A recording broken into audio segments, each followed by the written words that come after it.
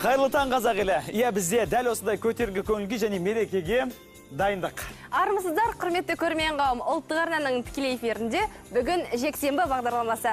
Жаңа мақсаттар мен жаңа армандарға жетелейтін ғажайыпта мереке жақындап қалды.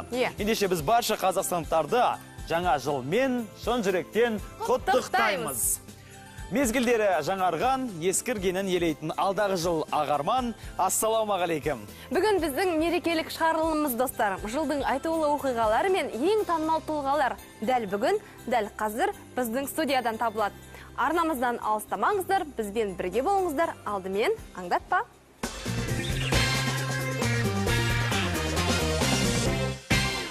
Жаңа жылды бүгін жексенбімен бірге қарсы алыңыз. Біздің бағдарламада армандар орындалады. Ғарышкер Айдын Айымбетовтың алғашқы ойыншығы қандай болды? Ережесіз жекпе-жектен 2 дүркін әлем чемпионы Бейбіт Назаровтан тақпақ сұрап көрейікші. Ал ғаламшардың ең үздік таеквондошысы Аяз Атаға сене ме? Қазақстан аруы 2015. Әлия Мергенбаева бүгін қандай кітап оқиды? Шынымды айтайын, мен жалпы кітап оқыған жоқпын.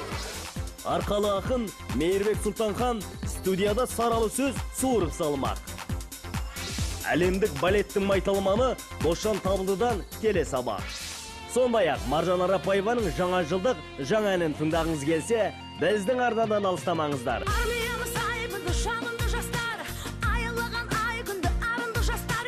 Бүгін жексенбіде армандар орындалады.